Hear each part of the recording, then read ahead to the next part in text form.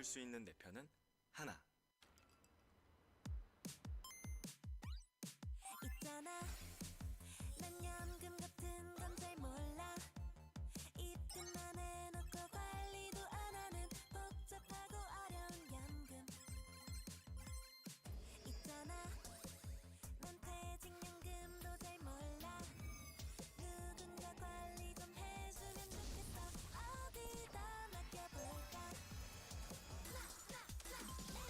연금하면 하나은행, 너도 나도 하나은행, 모두 함께 하나은행. 연금하면 하나은행, 퇴직연금 하나은행, IRP 하나은행, 모두 함께 하나은행. 연금하면 하나은행. 퇴직연금 하나은행으로 미션 클리어.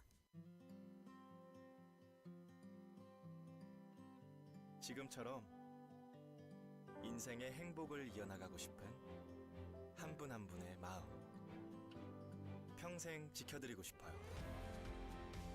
손님의 소중한 연금도 하나은행이 평생 지켜드릴게요. 내가 받는 연금도 하나은행. 믿을 수 있는 내 편은 하나. 있잖아, 난 연금 같은 건 잘 몰라. 입금만 해놓고 관리도 안 하는 복잡하고 어려운 연금. 있잖아, 난 퇴직연금도 잘 몰라. 누군가 관리 좀 해주면 좋겠어. 어디다 맡겨볼까? 연금하면 하나은행, 너도 나도 하나은행, 모두 함께 하나은행. 연금하면 하나은행, 퇴직연금 하나은행, IRP 하나은행, 모두 함께 하나은행. 연금하면 하나은행. 퇴직연금 하나은행으로 미션 클리어. 지금처럼 인생의 행복을 이어나가고 싶은 한 분 한 분의 마음 평생 지켜드리고 싶어요. 손님의 소중한 연금도 하나은행이 평생 지켜드릴게요. 내가 받는 연금도 하나은행. 믿을 수 있는 내 편은 하나. 있잖아, 난 연금 같은 건 잘 몰라. 입금만 해놓고 관리도 안 하는 복잡하고 어려운 연금. 있잖아, 난 퇴직연금도 잘 몰라. 누군가 관리 좀 해주면 좋겠어. 어디다 맡겨볼까? 연금하면 하나은행, 너도 나도 하나은행, 모두 함께 하나은행. 연금하면 하나은행, 퇴직연금 하나은행, IRP 하나은행, 모두 함께 하나은행. 연금하면 하나은행. 퇴직연금 하나은행으로 미션 클리어. 지금처럼 인생의 행복을 이어나가고 싶은 한 분 한 분의 마음 평생 지켜드리고 싶어요. 손님의 소중한 연금도 하나은행이 평생 지켜드릴게요. 내가 받는 연금도 하나은행. 믿을 수 있는 내 편은 하나. 있잖아, 난 연금 같은 건 잘 몰라. 입금만 해놓고 관리도 안 하는 복잡하고 어려운 연금. 있잖아, 난 퇴직연금도 잘 몰라. 누군가 관리 좀 해주면 좋겠어. 어디다 맡겨볼까?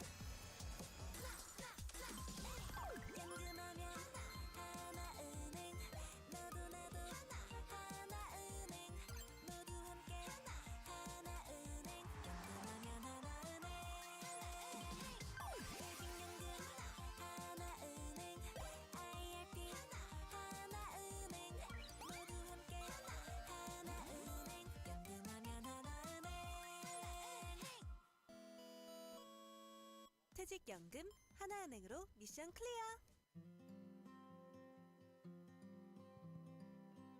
지금처럼 인생의 행복을 이어나가고 싶은 한 분 한 분의 마음 평생 지켜드리고 싶어요. 손님의 소중한 연금도 하나은행이 평생 지켜드릴게요. 내가 받는 연금도 하나은행. 믿을 수 있는 내 편은 하나. 있잖아, 난 연금 같은 건 잘 몰라. 입금만 해놓고 관리도 안 해.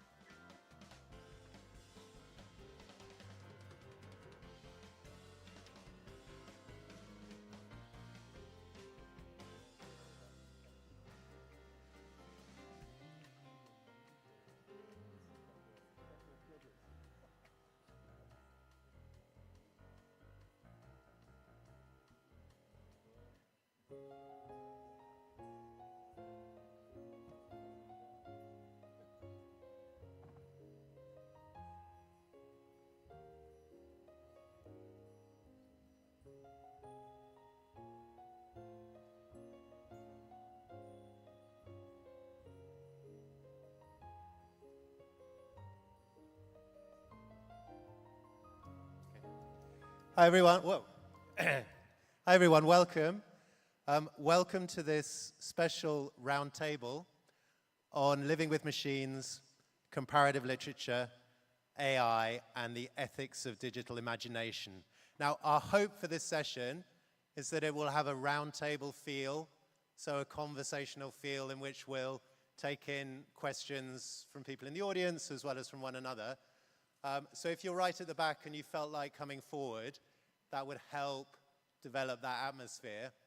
But if you don't want to, that's also okay. Up to you. But if you feel like coming forward, that would be lovely, and sitting a bit closer to the front. What's going to happen is there are 1, 2, 3, 4, 5, 6, 7, 8, 9, 10, 11 speakers.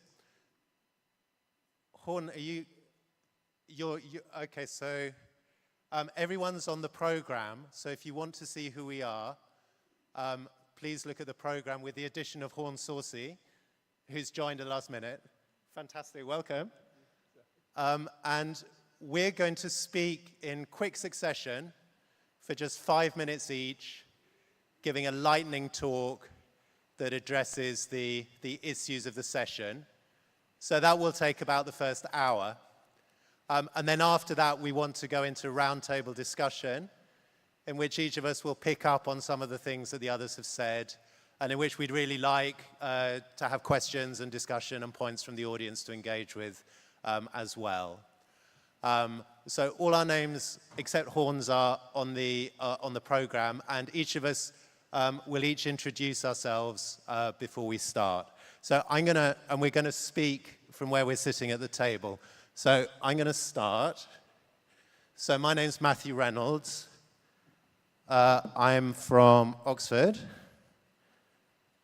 and what I'm going to say is this. What interests me in general is language, especially language difference and translation. And what excites me about large language models, so AI, is their ability to recognize and reproduce an enormous range of language variety. And this is different from the previous generation of electronic language tools, which operated only in terms of standardized versions of languages. So if you think of Google Translate, for instance, it works between standardized versions of languages, between something defined as Japanese, say, and something defined as French. Or if you think of the spell check or grammar correction facilities in your word processing software, what they do is they impose standard norms of spelling and grammar, which count as correct according to that regime of standardization. And what's different about large language models, so ChatGPT, Claude, Minerva, whichever model you prefer, is that they enable you, as everyone knows, to translate into styles, idioms, dialects, historical varieties of languages, a mix of languages. And these models can also generate all these varieties of language as well. So the scope here, it seems to me, for a fundamental shift in our experience of language difference and our means of negotiating it. The technology of print and the previous electronic technologies for word processing and translation created a pressure to standardize your language as you wrote for publication in print or online. And they put pressure on translation to produce a standard language version that could be defined as correct or not. But in a world augmented by large language models, there's the potential for translation to happen into any of the vast multiplicity of kinds of language, or kinds of languaging, to use the better term, which emphasizes the activity and creativity of language use. So what we do when we speak is we language rather than we use language. So for translation to happen, there's potential for translation to happen into any of the vast multiplicity of kinds of languaging that are actually done by people. For translation, therefore, to pluralize, and for people to interact with technologies without having to standardize their utterances in order to do so. So that's the potential, but there are problems. First, there's the problem of the discourse used about AI translation by the American big tech companies. AI, they say, will break down language barriers and enable seamless global communication. So in this discourse, this powerful discourse, everything that's distinctive in anyone's language use, anything that manifests a particular individual or group identity, anything that's invented, anything that catches your attention and makes you think, that's to say anything literary in language, anything like that is constructed as a problem, a barrier to be overcome. So it's to enable the transfer of something that gets called meaning, which is really a restricted definition of meaning as information. So leaving out everything that's culturally specific and that's embodied and that's effective and so on. So in this powerful current discourse, the value of language difference, which is fundamental to the whole enterprise of comparative literature, the value of language difference gets erased. So we need, really importantly, I think, we need to resist this discourse. The second problem is the representation of language variety in the data sets. So for example, when I'm working on translating an Italian poem, a large language model can help me translate it into all sorts of kinds of English or kinds of languaging that are associated with English. I can translate it into medical language, into the Python programming language, into my own invented kind of Esperanto, into Scots, into the style and vocabulary of a given poet. But there are other kinds of languaging that large language models don't have knowledge of and cannot handle, even though they often pretend that they can. They can't translate into multicultural London English, for instance, even though ChatGPT says it's very happy to give me a version in multicultural London English, but in fact it can't. It can't translate a whole range of dialectally variant kinds of English. And it can't translate into or out of the many thousands of languages that are not represented in its data sets because it has no knowledge of them. I think there are two ways of addressing this problem. The first is through our own interactions with the machines. So by careful prompt engineering and context engineering, so that's to say uploading material for the large language model to work with and learn from. So by doing that, you can, to some extent, help it to recognize and learn kinds of language variety that it does not already know. And that's what we're going to be hearing more about that in some of the later presentations, because the project I'm leading in Oxford called AI Decoloniality and Creative Poetry Translation, that's part of what we've been exploring. The second way of addressing this problem is, again, advocacy. I think we need to stand up for the value of language difference as a meaning-making, identity-making phenomenon that should matter to everyone. And that's what I wanted to say. Thank you. Now, it's Deepshika next, I think. Do you want to introduce yourself and then just launch straight into it? Hello, everyone.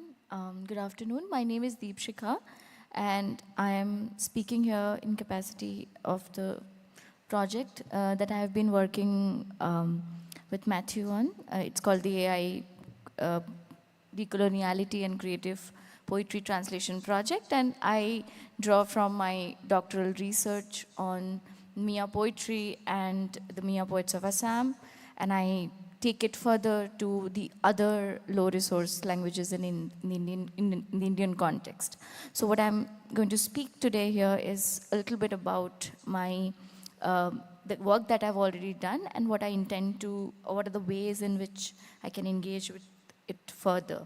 So the low-resource languages are not specific to the Indian subcontinent or to the global south, because even within larger European and Oriental language groups, processes of linguistic and cultural standardization, often through colonial and pedagogic discourses, have resulted in a systemic erasure of marginalized languages or the languages that are less powerful.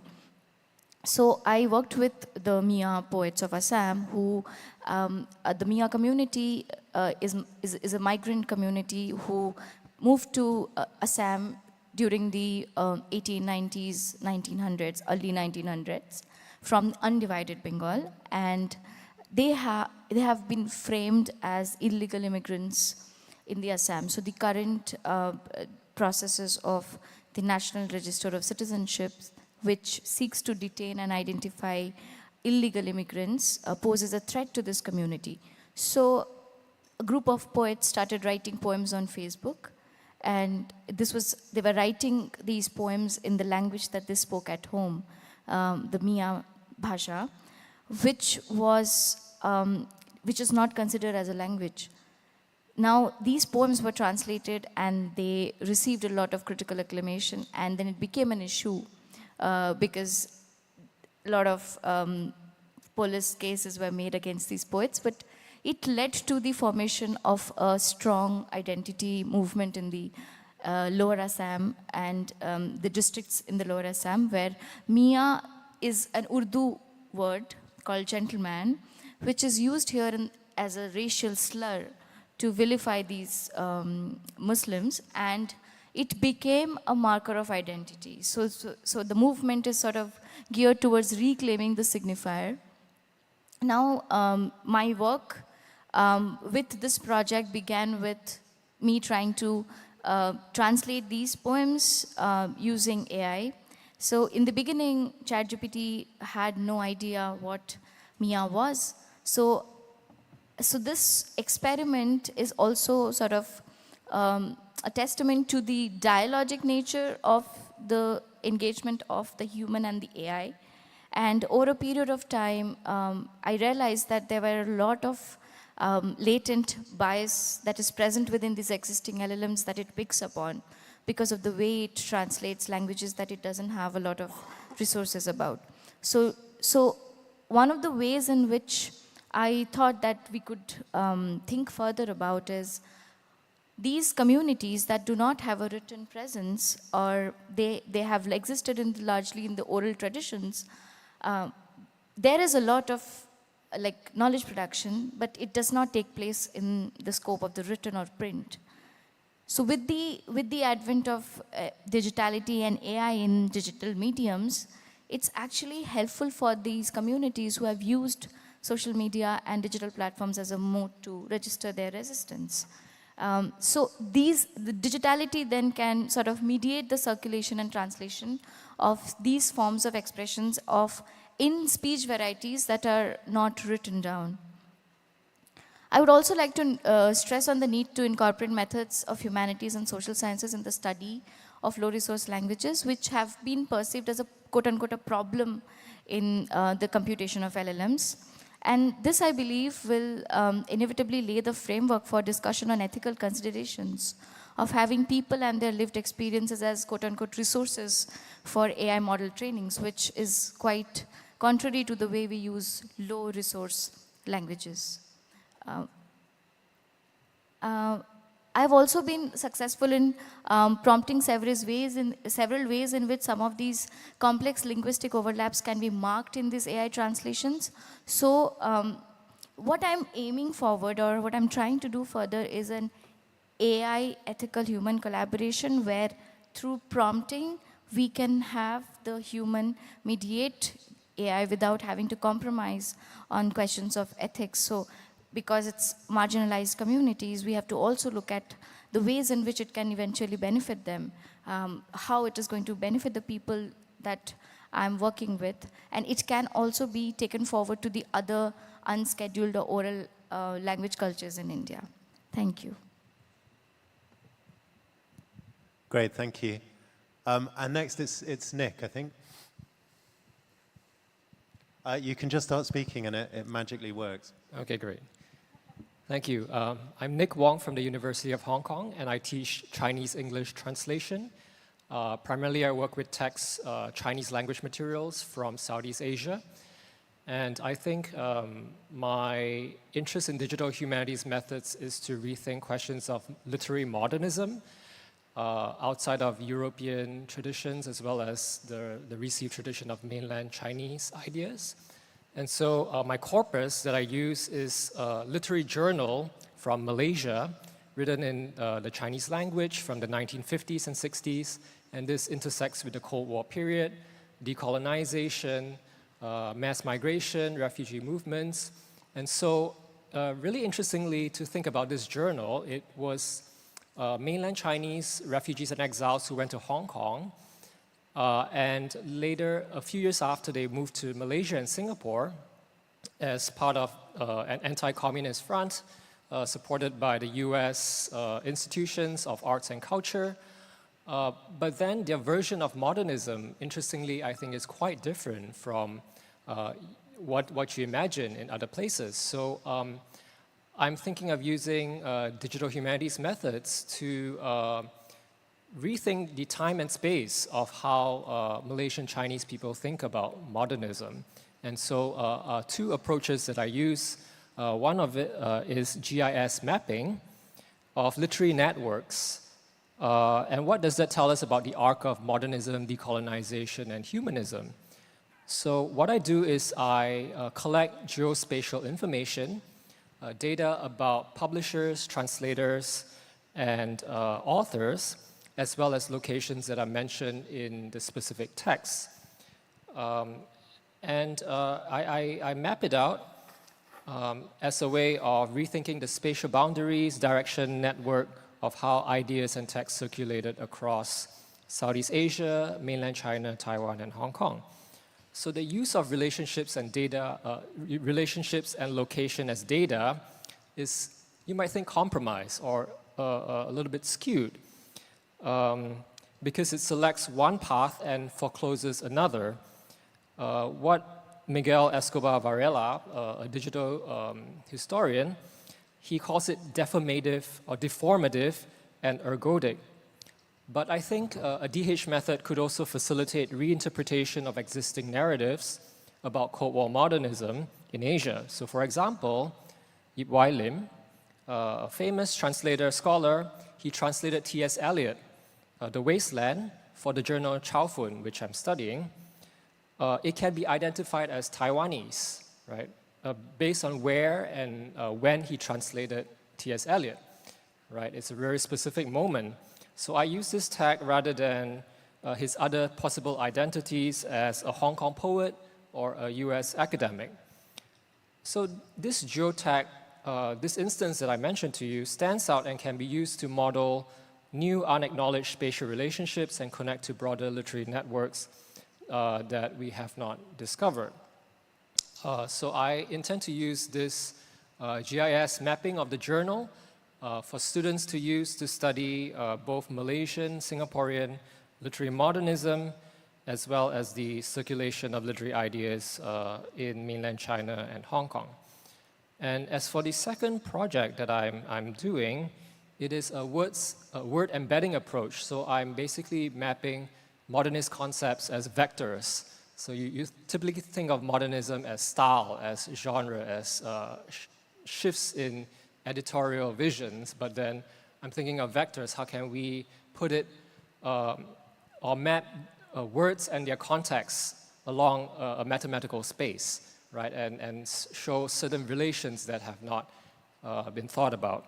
So I'm using this in terms of tracing the genealogy of humanism in third world contexts as a way of maybe situating it in the decolonial French context, but also pulling it towards different directions, right? So we don't just think about humanism from the European Renaissance Enlightenment tradition or from the Chinese readings of that during the 1920s and 30s, but pushing it in different directions. So as for the ethical use, I think I use a mixed approach. So really thinking of interpretation as bringing the data to speak, not for itself, but using my own ideas to bear on it. Thank you. Brilliant, thank you. And next it's Christoph. Yeah, thanks a lot. It's great being here. My name is Christoph Schöch. I'm a professor of digital humanities at Trier University in Germany and the director of the Trier Center for Digital Humanities. And that means I'm not an AI researcher per se or an expert on AI ethics. I'm just doing digital humanities, or more precisely, computational literary studies. But I've been doing that for 20 years now, and that means I can try to bring that perspective here.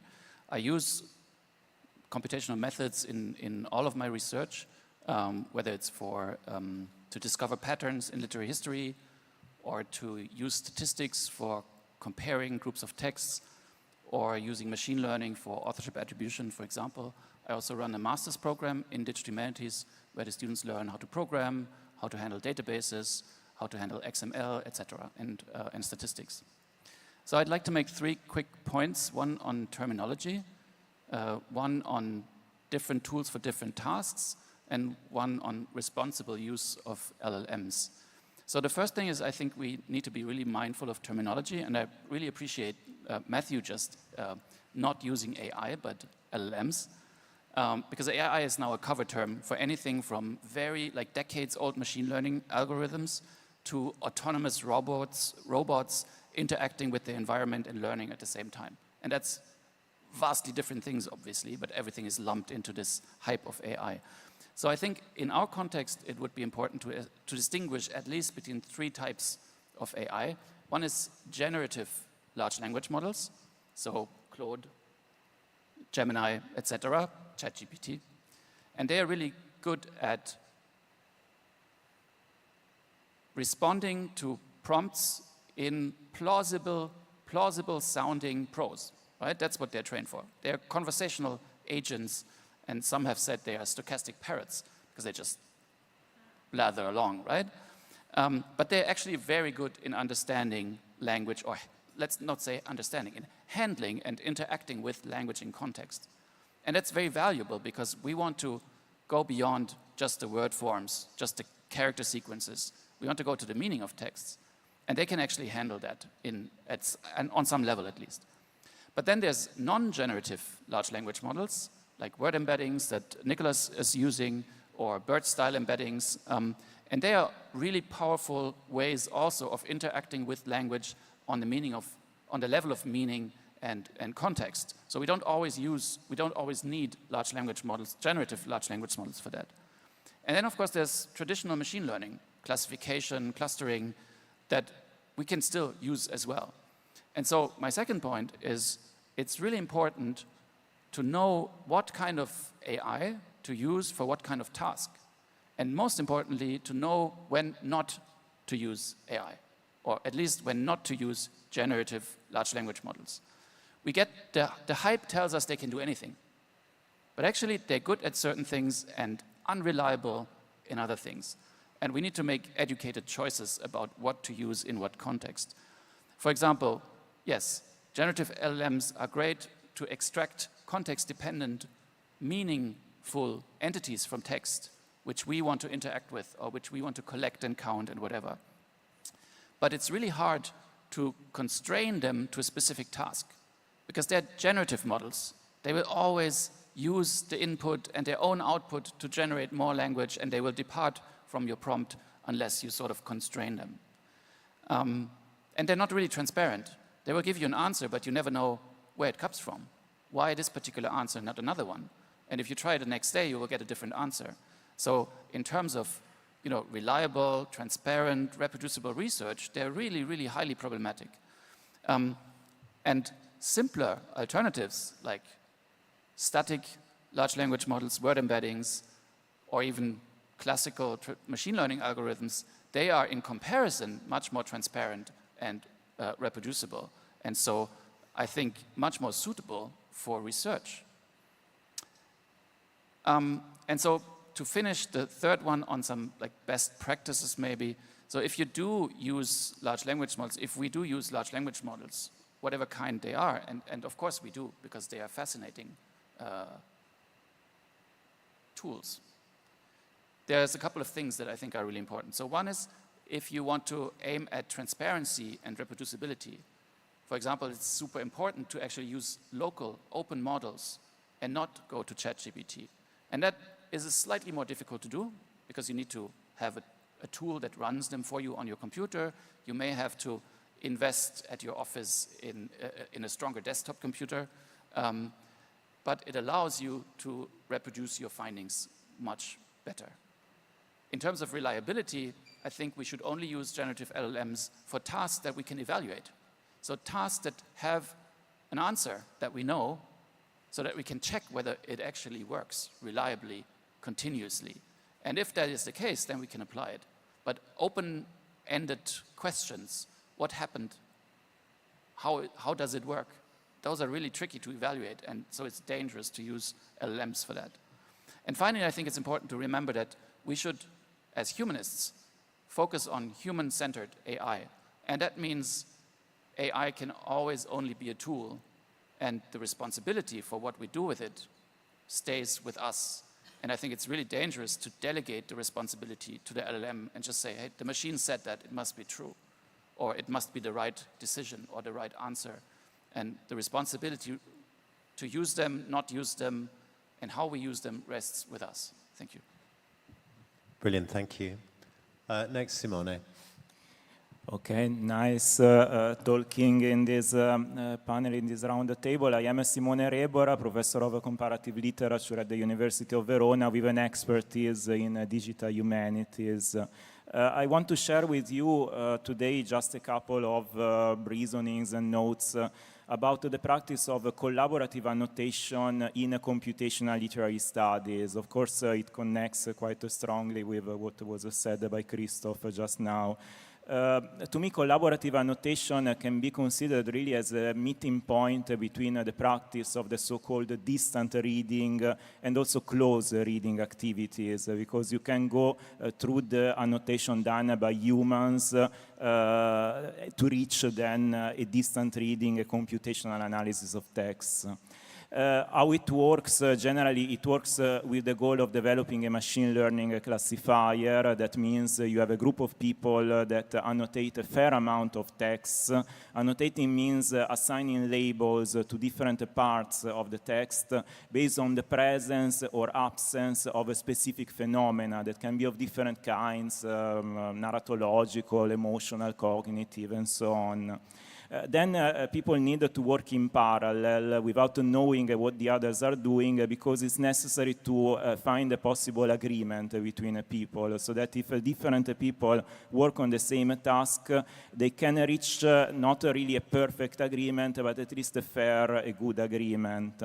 And then generally the annotations are used to train machine learning classifiers, so that in the end you have an algorithm that can expand this work of labeling to thousands, if not even millions of new texts. And of course, like that, what you do is an example of a distant reading that can be used to answer many different questions, that can also be relevant in many cases for comparative literary studies, and not only. Now, what I want to share with you today is the possible usage of large language models, to keep to the right terms, let's say generative large language models for text annotation. Because indeed, in my recent research, I have worked quite a bit on this, on the possibility of let's say really substituting humans in doing this work of annotations on text.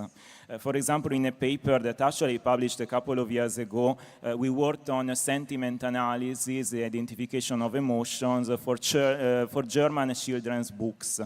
So these books were annotated by humans, and we tested how well ChatGPT performed when compared to what done by humans.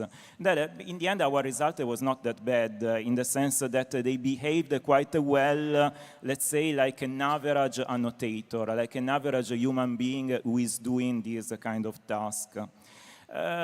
Recently also, Ted Underwood, who is a researcher in this field, published an article where he highlighted also how this kind of annotation can be even more powerful than the human annotation, because large language models, as I said, they tend to speak and to write a lot, and also to explain their choices. So they can provide not just the annotation, but also explanations and possible interpretations of the text. So this is a good result, but of course it poses an ethical, or at least deontological, let's say, issue for the computational literary scholar who uses these methods. Let's say that the issue has two sides. The positive side, of course, is that you save humans from a potentially alienating job, because it's true that annotating a text can become a very mechanical work. In the end, you have to really try to act as if you were an algorithm. But then at the same time, if we get back to what I told you before, that annotation is a possible meeting point between close reading, hermeneutic approaches, and distant reading, then you of course lose this connection. What you produce is an analysis that becomes much more computational and much less literary. Of course, here I am just sharing with you some reflections. I do not have answers, but I hope that this can stimulate further discussion. Brilliant, thank you, Simone. And next we pass to Youngmin, the creator and prime mover of this whole Congress. Youngmin, over to you. I'm very honored and pleased to be part of this group, which is about the AI and digital humanities in terms of comparative literature. My concept of the comparative literature starts from digital comparative literature, which recently we created kind of the committee. I said a research committee on then digital comparative literature, co-chaired by the Simone Rebora. My idea of the translation has changed rapidly since last decade, and then I realized that translation is not simply encountering untranslatability. It's beyond that. There's something else is going on. Particularly during the pandemic, people are trying to have conversational skills over the Zoom and also social media very rapidly. And then I would regard translation as an act of intelligent coding. Actually, without coding and maybe internet will that be possible? So internet has three steps, like the first of all static web, and second of all, and now we are confronting semantic web, which is everything depends on the internet. But I mean, not only simply internet, or kind of data-based platforms. So all the open access data to all the materials which have been learning from each discipline, including the literature, culture, languages. I think that we have been disciplined in investigation for a long period of time and the close reading of particular text itself. But now it's impossible, even though we are still doing, but based upon the close reading, we are doing some distant reading as well, like after Frank Moretti's great ideas of distant reading. But I mean now hyper reading is possible because it's just sensible to understand what from the small database or now the big data. In between, the nature of data is based upon the whether it's structured, unstructured, or semi-structured. It depends upon our understanding of the structured data, basically. But I mean, beyond that, there are so many huge unstructured databases. So who is doing this? I think once we know the principle, we can do. But still, we are lacking in this capacity to do this kind of structural data handling. I think AI is doing now, because we trained AI for a long period of time, and they are smarter than us. A smartphone is smarter than us. No. So all the time, we're thinking about smartphone, and we are smart things, and every smart city or they are smarter than us. Who? I think that's the meaning of the translation now. The machine translation is what you say. Machine translation is not simply machinic translation, but it's sometimes the human element is very relevant to this machinic translation. So what is human element? I think actually we created machine, we created tool. Tool is part of us, and then brain and the tool has been interacting for a long period of time since Neanderthal. So I think the machines are not simply machine. Machine is part of us, and then machine, human co-evolve for a long period of time. So now we have encountering something like beyond the linguistic borders, we are encountering eco-techno foundations in translation. Humans are translating, basically. So we have produced many different kinds of translation from different languages and different cultures, encountering all the different levels and kinds of the untranslatability, like Amy Apter's famous book on translatability. After that has been reduced to everything is translatable. If we use the AI or machinic understanding of, now the neuromachine, machinic translation is also possible. And then following after our brain, machine is normal brain tool itself. It's becoming a kind of a replica of our brain, the brain. That's what's happening now. So translation is a kind of living system in this eco-techno era, meaning that inorganic realms has been crossed over with this individuation process and transformation process. I think that's my, actually, the project, also at the same time my statement, but my final idea of translation is a living crystalline system. That's my guess at the moment. Wonderful, thank you very much. Now, Joe. Hi there. My name's Joseph Hankinson. I'm from Oxford University. I work mainly on kind of cross-cultural comparison, but I've also been part of the AI decoloniality and creative poetry translation project with Matthew. I want to speak a little bit, and I'll be quick, about how LLMs might force us to rethink kind of those seemingly very old-fashioned theoretical targets, intentionality and telos. And their relationship to comparative work. So what something like ChatGPT shows us is that Roland Barthes was not wrong when he argued for the reconceptualization of authorship in terms of desubjectivized author functions, with composition framed as the arrangement of material out of a textual continuum. That is, of course, what ChatGPT does and proves. You can have poetry without needing a poet, translation without translators, essays without essayists, students without study, scholars without scholarship. From the point of view of textual consumption, there's no way to tell what kind of thing you're reading. And this will only become more obvious as technology improves. Reader response approaches will not be able to make meaningful statements about what or where the human is in active terms in a poem or a novel. So what do? I think that one idea worth considering is that we seek to rediscover a much more production-oriented approach rather than the consumer-oriented approach now dominant to literary craft, because intention and teleological positing in literary creativity are not things an LLM can do. Human intentionality produces the prompts and goes into the programming. The outputs only seem potentially human from the consumer's point of view, and everything that seems like intention in the output is borrowed from the prompt.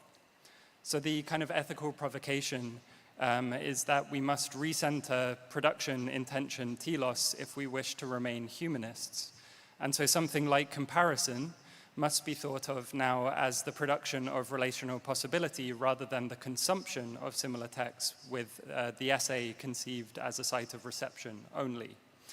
So an LLM can, as of yet, only compare things if their comparison is to some extent authorized by the dataset. These are therefore normative comparisons rooted in normative criteria of comparability. Rediscovering intentionality at the heart of humanist practice could help reframe comparison in a way that AI cannot yet simulate, as the production and expansion of our relational imaginations. And this hints towards the way in which it might make sense to think about AI decolonially. It's not that decoloniality can ever inhere in these machines, precisely because decoloniality is itself a kind of intention. An intention to rethink and retool a range of epistemological and ontological categories. We can't expect AI to be decolonial for us, but its vastly augmented capacities can, of course, be put to some kind of decolonial use, but we need to define what that is ourselves. So for that, we need to think carefully about what these capacities are and how they might support our intentions, and I'm very happy to be part of a roundtable that might begin to start doing some of that work. Brilliant, thank you. Next, Wenqin. Hi, everyone. I'm supposed to use this, and it will miraculously, it is, okay. My name is Wenqin Ouyang. I teach Arabic literature and culture, and even post-colonial studies to earn my living. But on my spare time, I think about how to do Arabic and Chinese comparative literature, and then I also hang out with Matthew and his project. So sort of like this, the kind of work I have been doing with LLMs is part of my project with Matthew. So I'm more interested in whether it's possible to connect Arabic literary traditions with Chinese literature traditions without the mediation of English, and thinking of, well, you know, Chinese is a large language, Arabic is also a large language. Are there is it possible? So I have been experimenting variously with wine poetry between Chinese and Arabic, and I started by experimenting with translations between languages based in words, and then between word and image.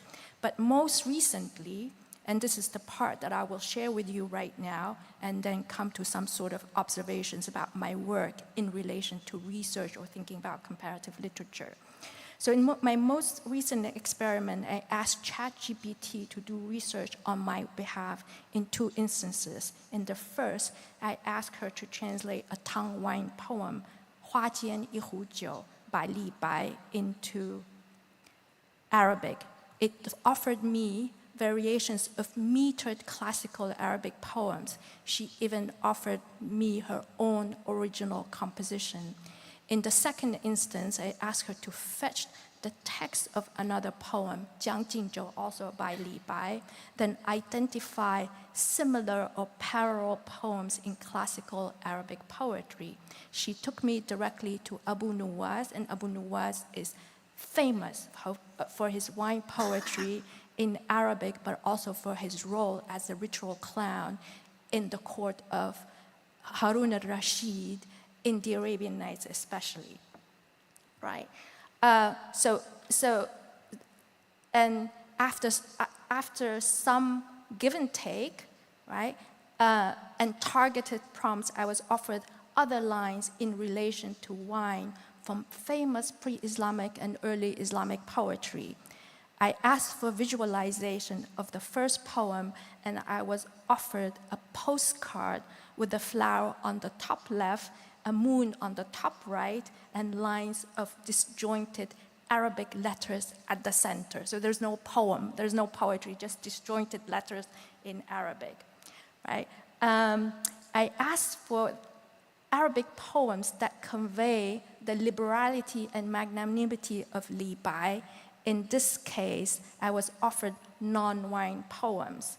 In both cases, right, the offerings were accompanied by commentary on classical and Arabic Chinese poetry. So from just this small experimentation, 4 issues are obvious. 1, literary and cultural difference is integral to ChatGPT, but difference is neither nuanced or respected in the commentary. Information, 2, information exists in blocks. They're separate, some of which are connected and others are not. 3, the commentary comprises cliches and stereotypes, most likely based on inputted canonical works and most popular interpretations. This brings us to the point that Yong raised. We don't know who is inputting this transformation. And in another earlier experiment, I discovered that ChatGPT could not yet cope with secondary Arabic poetry. So I inputted a tea poem, but it was translated into a wine poem in Chinese, right? So number 4, it's not clear, right, whether one can dispense with the mediation of English. So the next step is for me to sort of try to input my prompts in Arabic or Chinese, not in English, but this is my fault, I sort of forgot. So will that entail that we continue to look at literary and cultural difference through epistemologies embedded in the English language? So this is a key question for me.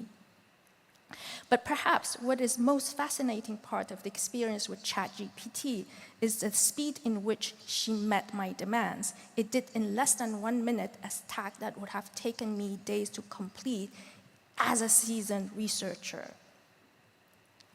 Right? But I have yet to figure out what I want to do with this material, right? Because I have yet to read closely the translations and commentary I was offered, and I will have to think about relevant research details. What are the implications of human and AI collaboration for how we do and reference our research in the future, and how will human and AI collaboration change our research landscape? So these are some of the tentative questions that I am beginning to ask. Thank you. Brilliant, thank you, Wen-Chin. And finally, Horn. Thank you. I'm Han Saucy. I teach in East Asian languages and social thought at the University of Chicago. And aside from occasionally touching on large language models and using the occasional tool here and there, I'm really not an expert in this. I'm standing a bit aside from the enterprise, and so please take my comments in that spirit. I was heartened by Christophe's recommendation to consider AI as a tool in which we must remain in a situation of control, although I'm also a little bit anxious that this kind of tool tends to escape our control, as always happens in science fiction narratives, right? You invent something and then it begins to do crazy things that you weren't expecting. In fact, the category of tool is a complex one. I'm thinking of André Leroy-Gourhan in the 1950s and Bernard Stiegler in the 1990s, writing about how the tools that humans have used, starting with flint, knives, and axes that we chipped, have formed us, right? It's not simply that we are there and we pick up the flint and start doing things, but the action of making the flint, of turning it into the tool that will do a certain job, also makes us into the tool maker, trains our muscles, gives us a certain facility of gesture and rhythm that then continues with us in the rest of our life as individuals and as species. And so you multiply that by some infinite factor from the flint knife on to whatever things we're using today. The lesson, in short, is that there is a feedback loop between humans and the tools that they use. And we have always internalized our tools. One kind of tool that we internalize, that all of us are familiar with, is poetic meter and rhythm, right? Originally invented for functional purposes, for the purposes of memorization and carrying around bodies of information before it was habitual to write things down on stone or on paper. That tool then takes on different functions, aesthetic functions, and persists with us up till the present in the form of poetic meter. So it's a kind of an archaeological vestige of a moment in our history when it was functional, but it's become part of us. If you're an English speaker, you can't hear iambic pentameter and not subconsciously recognize it. So we internalize our tools. They become part of us. And in the case of this new class of tools that is being proposed for our attention, we have to ask, what is the nature of the tool and what does it do to us? Well, here, I think, and this is just a function of me at my particular moment and situation in this discourse, but I tend to think of tools as skilling or de-skilling. An example, when Ted Underwood, doing work on basically vocabulary and, again, large corpora that he was analyzing for frequency of recurrences, he was able to discover many things about literary genres that we weren't expecting. For example, the 19th century German novel, for its vocabulary, had the most properties in common with two categories of writing: travel narratives and sermons. Right? That wasn't something that you would expect if you were just going to read through a bunch of German novels looking for where their sources of meaning came. But once you know that, you begin to see German 18th century novels in a different way. So the tool gives us a certain skill, teaches us to look at things in a new way. Nick's use of GIS, I think, is another case where the tool gives us a skill and allows us to ask new questions. Where I begin to get afraid is when the tool does all the work for us and de-skills us, and that we begin to see, right? Because, again, just like the Flint, AI is part of a formative process. There are young minds out there who are dealing with AI before they have been dealing with a great deal of long, complex texts in print. Their style of reception of language is conditioned on AI, AI-generated material. That will become something like their natural sense of what language is supposed to be like. And if you give them something like Shakespeare, they're going to feel that it's aberrant, difficult, not comprehensible, outside the norm. So I think we need to teach people to resist that tendency. What are we shaping ourselves for? The black box, of course, makes it hard to ask certain questions about why is the text that is in front of us produced in this way? What questions does it answer? Christoph has also been raising those questions. So there's in a large language model, since it's based on statistical recurrences, there's a strong bias towards normativity.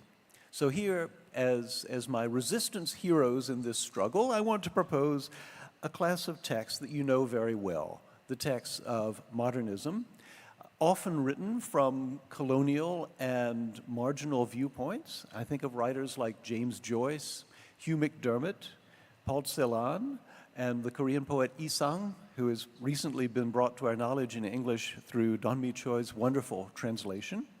These are all people who write a hybridity of languages, who write something that is not in the dictionary and not in the grammar book, but that you have to piece out as its own unusual thing, right? So these are language experiments in the genre of the exception. I think of these modernist writers as being in some way the control group that stands outside of the field of normativity that a large language model can typically handle. Their writings are full of hapax legomena, as we like to say in the classics trade, right? Things that are said once in a corpus and not again.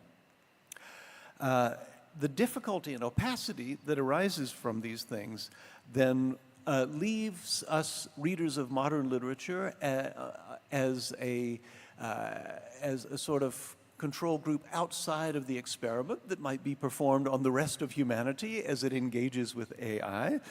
It's perhaps a lonesome path. It might condemn us to marginality, but I think that risk is worth taking if these are the kind of things that you love. If you want hybrid language, unusual language, language that is a puzzle rather than language that is in some way pre-digested and ready for general, immediate comprehension.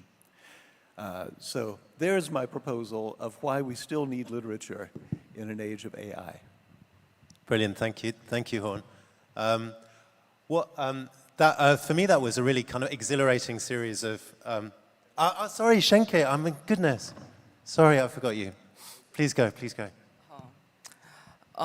Good afternoon, everyone. My name is Shengke Deng, and I've recently completed my second year as an undergraduate in the Department of Philosophy at Tsinghua University, China. And my areas of research are new materialism, cultural theory, and philosophy of technology.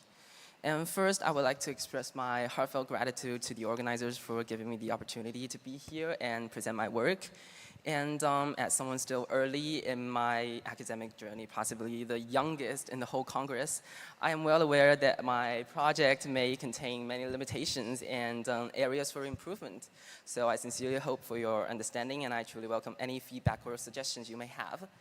And my presentation today comes from a rather theoretical and conceptual angle, drawing mainly on contemporary philosophical and sociological frameworks.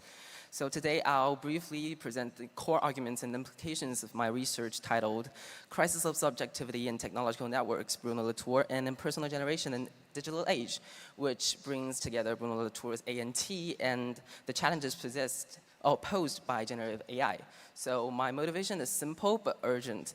Generative AI destabilizes our foundational assumptions about subjectivity and agency. So in an age where machine produces text, imagines, and even decisions, we must ask who is speaking, who is acting, and who is responsible. So to frame this, I turn to the ANT. The ANT breaks with anthropocentric views by arguing that both human and non-human actors, or termed actants, participate in networks of agency. And subjectivity is no longer rooted in an autonomous I, but emerges relationally through interactions among users, among systems, codes, and data.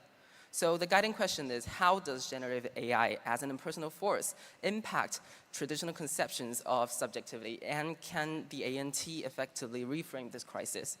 So my paper is built on 3 core arguments, and my first argument is that the ANT lets us see subjectivity as distributed.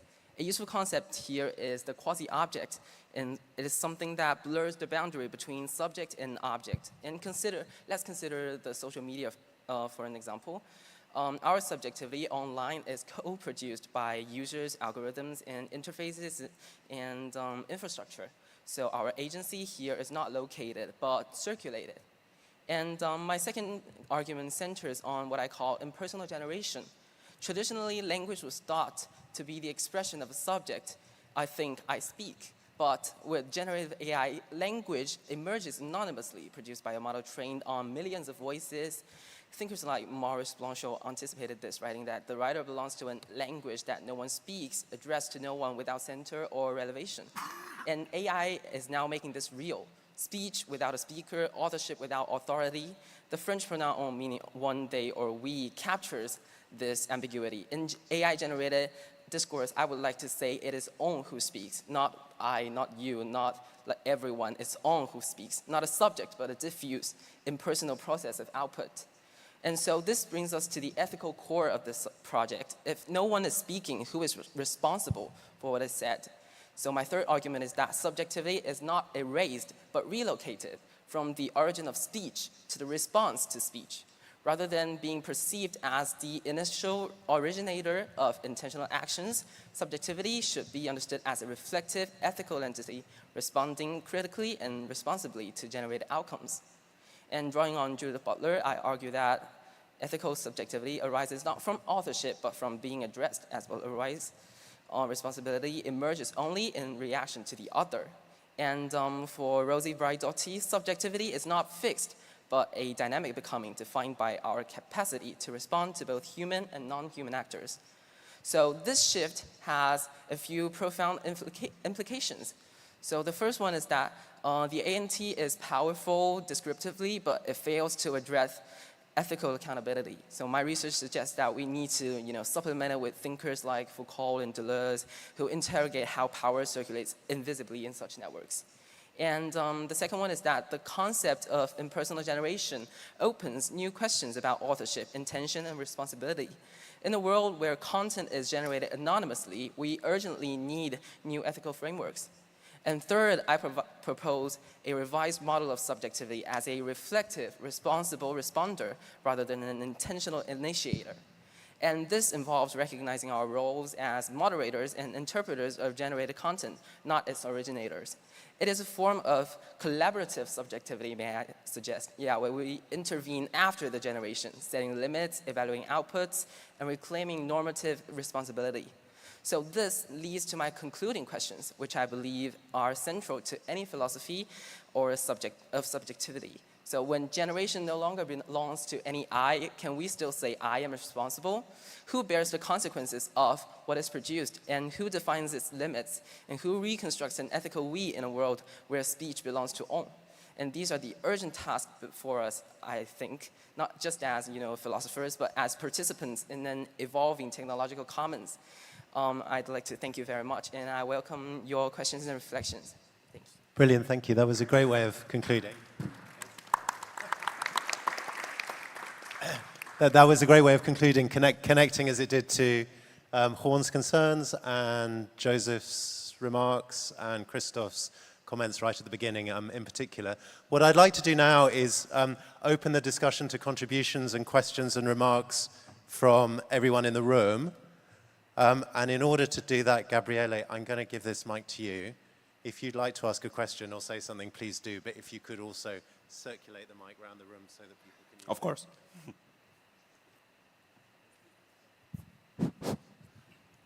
Thank you for this inspiring set of proposals here for people like me and Horn and young men. We are in the generation where this is kind of outside our expertise, whereas young people like the last speaker, it is inside his expertise and he has to get out of it to understand it. So I think there's something going on here. I have two questions. From two of the speakers, there was a brief reference to kind of avoid the English as a role of mediator or mediating language here and go for some kind of local platforms, local LLM models and so on. My question here would be, will those local models also be able to do translation, or will they only be useful for people within that particular language area? And if they can be used for translation, can we then avoid the, so to speak, the technological subtext of English, which lies behind the very invention of all these machineries? That's the first question. And the second one has to do with, if you want to carry out work here, there's a need for interdisciplinarity that goes beyond the usual interdisciplinarity in comparative literature with history, with sociology, and so on. It has to be much broader, having really hardcore technological experts into the field who are also interested in language, literature, translation, and cross-cultural stuff. There has to be neurologists who know something about how our brain works when this kind of development that Horn addressed here develops. There has to be people who use LLM models creatively outside literature as well, like in marketing and so on and so forth. So different ways of being creative has to be taken into account. How do you work within a kind of extended interdisciplinary sets of collaborators, networks, and so on? Brilliant, thank you. Let's try to say something about different language models first. So I don't know, Wenchin, if you want to say something about the PKU one, or Deepshikha, if you know anything about Indian language-focused ones. Do you want to go? Why don't you go first? You want me to go first? So sort of like, let's see. So sort of, because I'm slow, I belong to your generation, so this is not integral to my subjectivity or beings, and I take time to think about it. But we have sort of like, and the project that I'm doing with Matthew, or for Matthew, is really, we are PhD students who is Chinese and does a lot more Chinese work. And she has experimented with two LLMs, I can't pronounce these, DeepSeek and Ernie Bot, right? And these are not equipped to do Arabic, so they cannot translate between Chinese and Arabic, whereas ChatGPT does. The one sort of like LLM that I've played with is PKU, but very briefly because I don't spend enough time with them. And what it does is translate Arabic poems, and I inputted an Arabic poem, translated into 2 forms of classical Chinese poetry, the Wu Yan, the 5-character one, and the 7-character ones. So it's just very superficially, it has that capacity, and it translated into very nicely sounding poems, but you can tell translating from Arabic, you need more characters in Chinese. So far, but I haven't done the close reading of any of these, so that's capacity. Whereas the thing is you don't know who is inputting this material, who is setting it up, who is structuring these. And from the conversations I had with the PKU team, they had literary scholars, translation scholars, but they are scientists. And I just happened to be there the day the scientists were there, and they were telling me that we get the information, we sort of transform characters and all that into codes, we input them, and when you tell them to do things. So the PKU LMM, what it does is it tries to connect all the Chinese classics in such a way then any user who says, okay, I want to know about a Tang emperor in all the sources. Where do I find them? And then you'll get a list of all these, right? And this is very similar to the kind of Arabic sort of digital sort of platforms that you have. You search something and you get a whole bunch of reference and you know where to go. So this is how far I have gone. Thank you for the question. In the Indian context, yes, there is this project which is sponsored by the government of India in collaboration with IIT Madras, and they have created this Bhashini, an interface where they are translating within Indian languages. However, that is limited to the 22 scripted languages. So the Linguistic Survey of India divides 22 languages as scheduled languages. All the languages that I saw that is available in the Bhashini interface largely restricted to those 22 languages that have an access to, there's a written literature and there's a script.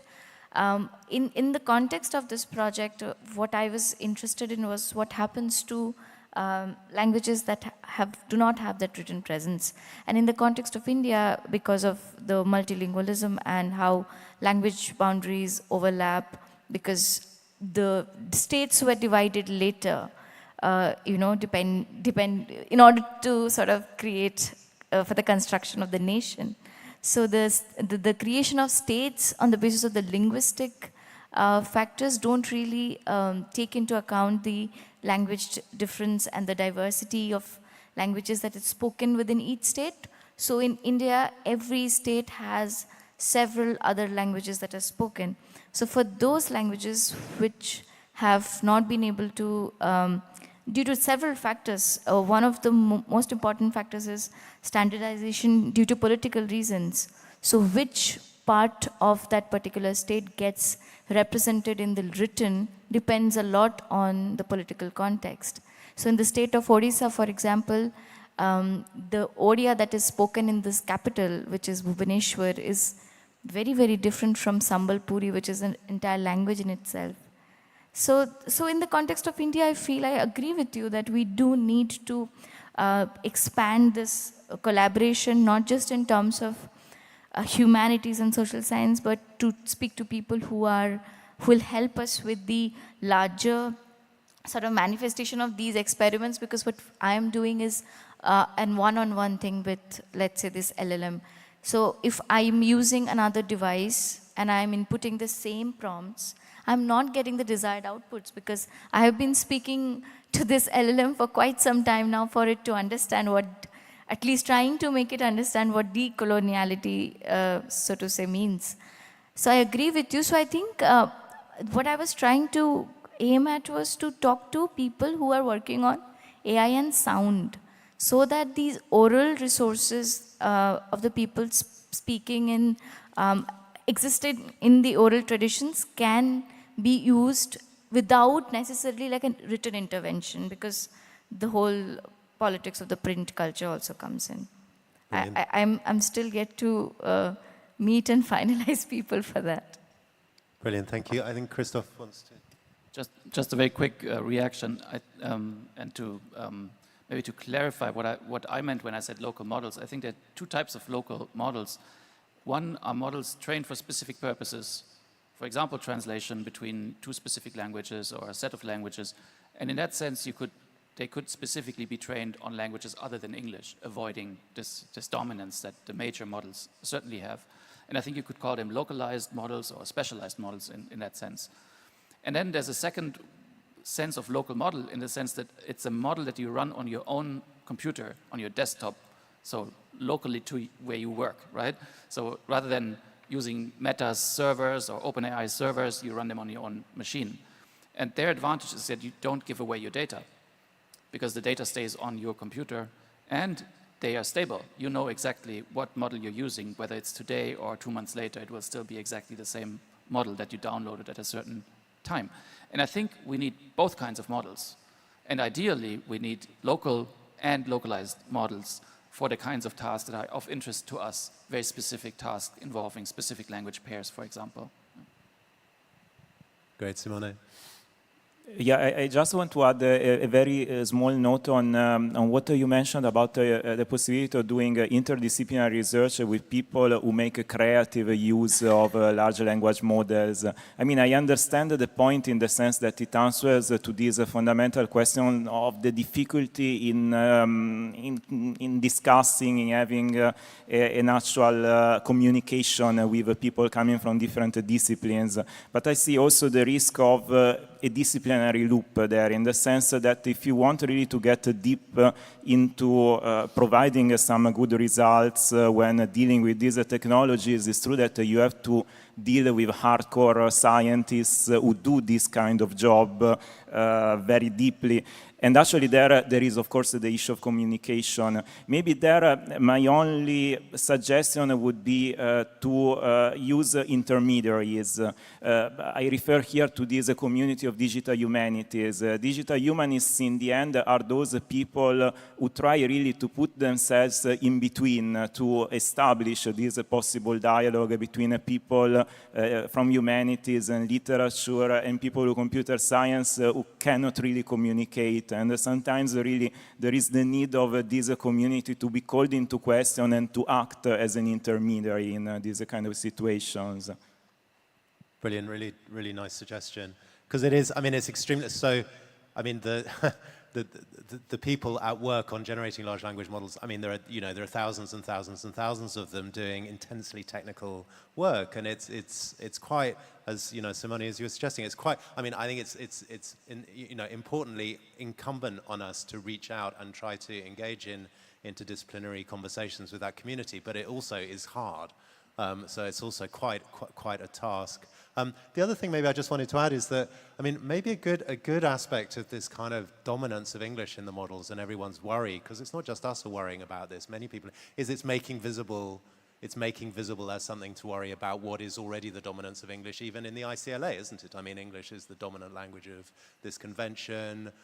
Intellectual tools derived from English are the dominant intellectual tools that everyone's using. So there's a kind of, and that's been a kind of creep over the last 10 or 15 years of my involvement in this association. And at least, I mean, possibly one thing about this kind of crisis, in a way, brought to the humanities by the advent of LLMs is that it makes this crisis also visible as something to be thought about and resisted.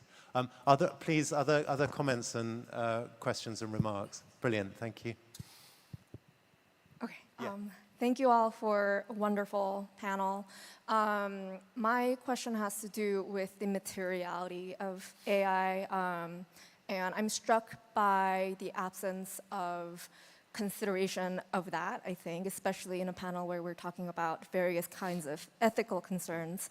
And I'm talking about the environmental toll that something like generative AI has in different parts of the world in different ways too, right, in the global south and north. And I'm wondering I suppose this may be more relevant to those of you who spoke of decoloniality and AI, perhaps, but it remains open to everyone, to speak of how your work might address the kind of infrastructural nature of, or existence of AI, whether in the form of data centers and the kind of water footprint and the energy emissions that it causes and the pressure that it puts on the grid. And of course, just the fact that this isn't an immaterial, intelligent machine that we use. It has all kinds of impact on the world and the communities, right? So I'm wondering if you could speak a little more about that. Thank you. Joe, do you want to? Yeah, it's a really good point, obviously. I'm just slightly nervous about any discourse that isolates AI as a problem in this sense, because obviously it's not as if this room doesn't have an environmental impact as well, and I'm noticing all of the construction around. It's very hard to isolate AI as the problem. I work in West Africa a lot of the time. West Africa has just huge extractivist oil. Like the whole Niger Delta is on the point of collapsing ecologically. Senegal isn't able to have any kind of sustainable fishing anymore because of massive trawling. And so it feels like to talk about AI as an environmental problem in isolation also feels like an artificial gesture in the same way as not talking about it would feel. So I feel like there's not actually so much that we can say in a context like this that will be meaningful. Because I don't think, and this is a problem that is worth discussing as well, the level of ecological catastrophe globally, it's impossible to talk about meaningfully. That is the problem.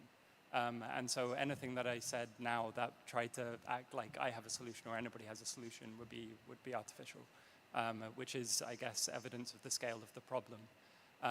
Water usage for AI is a big thing, but water usage for any computation is a big thing. And so, yeah, it's a point that's worth making, but the point worth making as well is that there's no answer at the scale of a conference like this. Yeah, I'd like to react to that as well, and I thank you really for bringing this topic to the panel. I think it is a really important concern. I think it's very true that we do need to take this seriously. Energy consumption, water consumption. We also didn't talk about the labor aspect of creating AI models, annotating data, checking videos, all kinds of stuff like that. And I think that AI is indeed a huge environmental problem. And so the way I try to approach this in my statement was to say, know when not to use AI. Because whenever you don't need it, you shouldn't use it, because it uses more energy than necessary. All the other simpler alternatives use a lot less energy. So it makes sense to use simple statistical algorithms when they are suitable for your task. And the example we talked about yesterday is mathematical calculations. People now use ChatGPT to do mathematical calculations. That's complete nonsense. It's both a misunderstanding of what ChatGPT is good at. It's not trained to do mathematical calculations. And it is completely unnecessary, because any, this is super basic, any smartphone, young man, smartphone can do it and uses a fraction of the energy, of course, of that. So the paradigm in which digital humanities and connected to decolonial and colonial studies as well thinks about these things is minimal computing. So any solution for computing tasks that we can find that is the smallest, simplest solution is the best. That's why there's, for example, in digital humanities also a trend towards very simple websites. Rather than using WordPress for your 2-page CV, identity card on the internet, people use static HTML, very basic, old technology, but actually much more suited for this particular task. So I think approaching this via sustainability and minimal computing is actually a really important perspective, and I thank you for raising that. I would like to, if possible for me to ask a question at the same time, have a comment. I think what is striking in this whole discussion of the AI and human interaction, particularly I'm intrigued by the idea of the human-AI co-evolution and interaction, and then based upon the idea of the human brain and AI, intelligent, both intelligent, artificial intelligence and human intelligence are interacting from the memorial, from Back to the Future. So what I'm concerned is prompt engineering is what's at stake.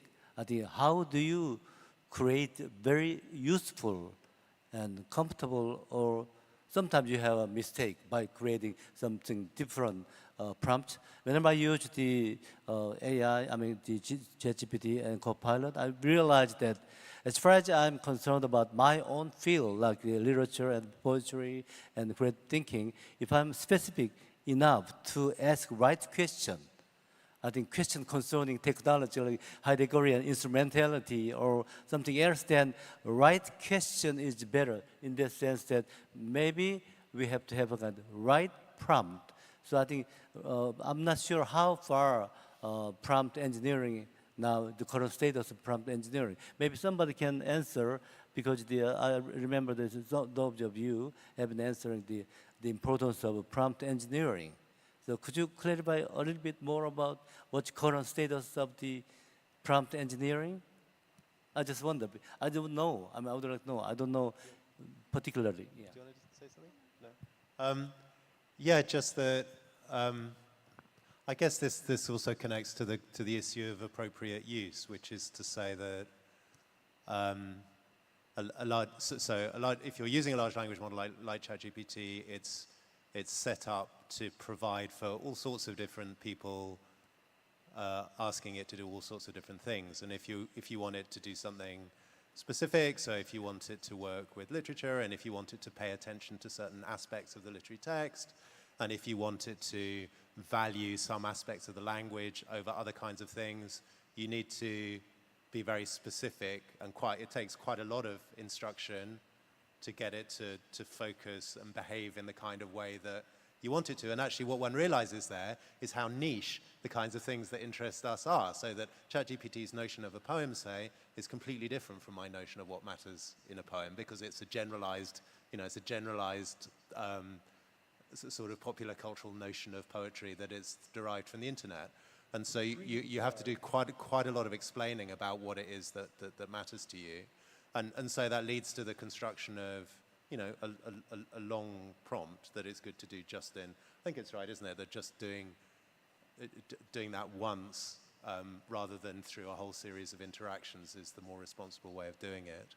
And then the other thing is what's called context engineering, and that's about uploading some text that you want it to work with, again, to give it a more precise a focus on what it is, the work that you want to do. That's all I can say in response to that, Christoph. Yeah. Maybe just a quick complement to that. There are also more recent types of models or model architectures emerging. Like we had the reasoning models. Now we have agentive models that can, you can task them with a problem and they will select the right tools to solve that problem themselves. And there's something called MCP architecture that takes that to yet another level that can also look for the right kind of data.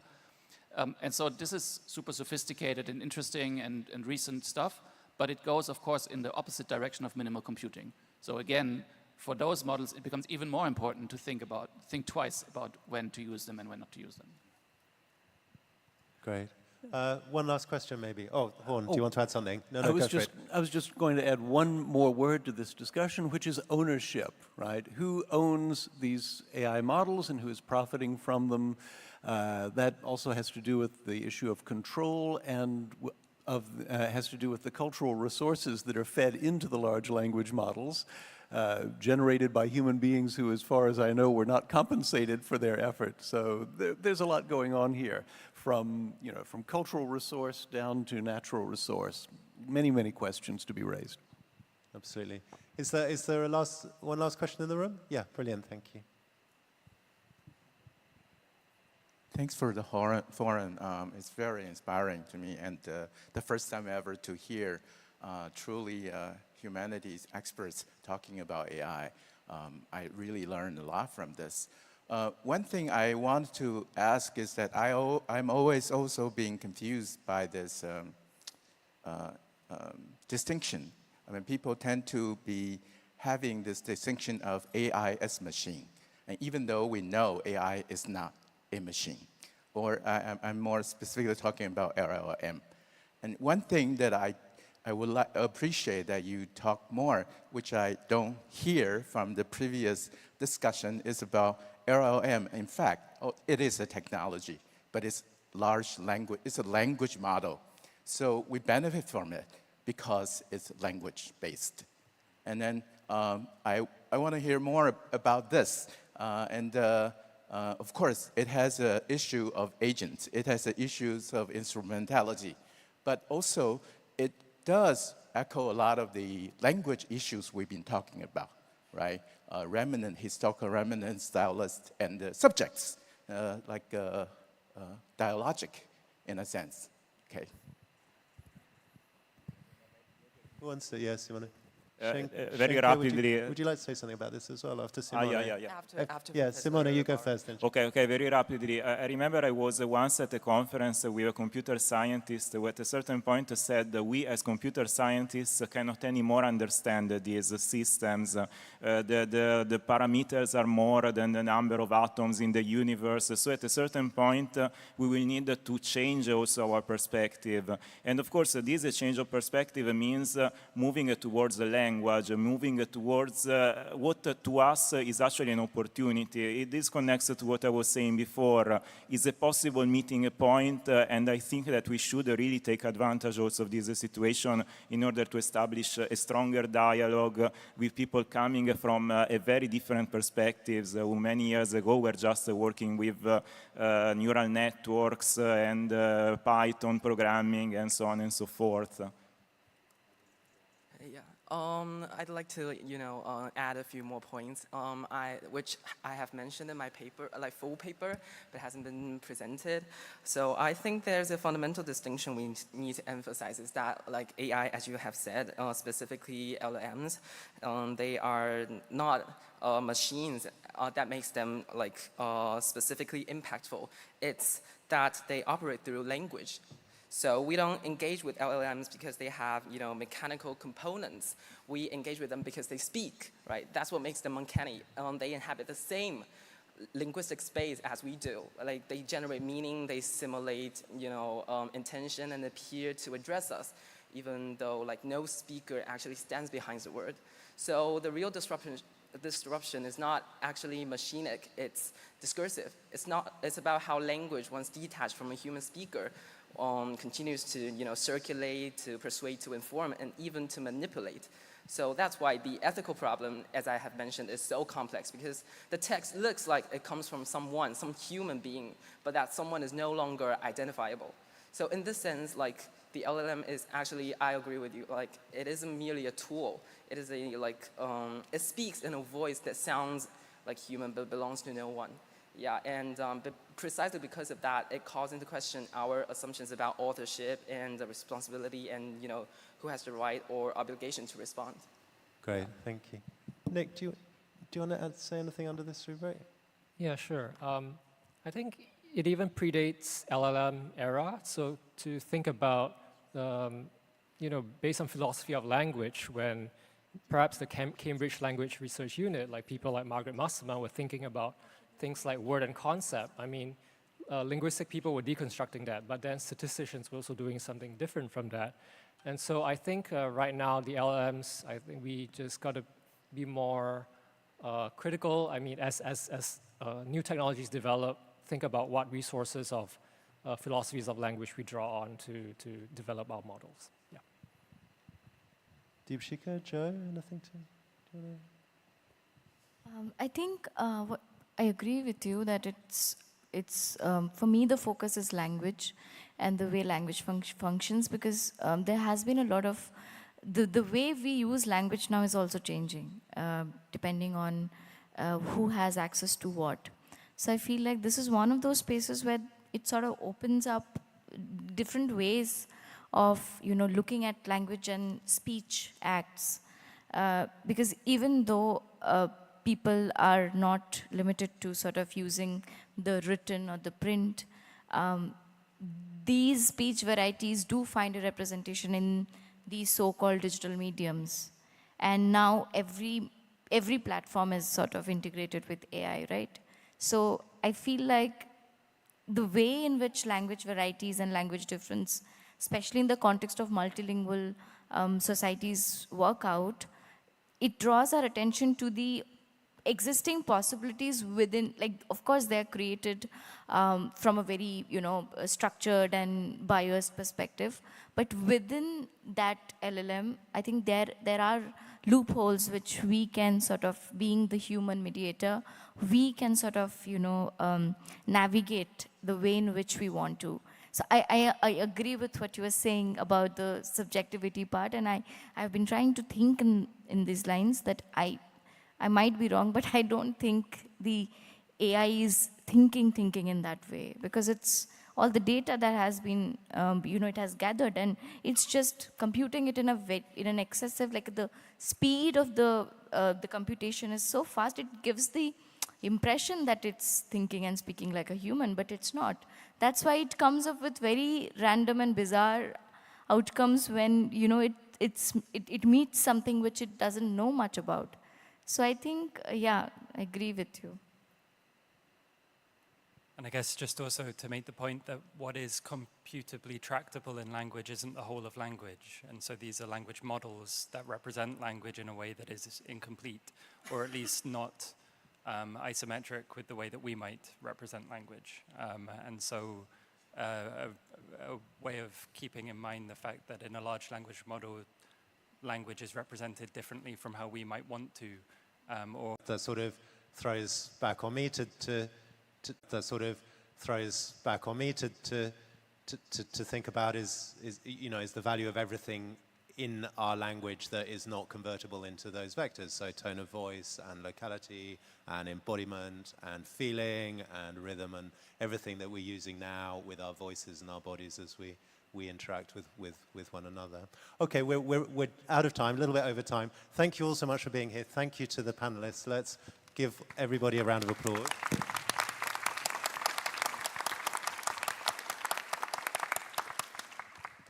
And that's that. Thank you. Thank you.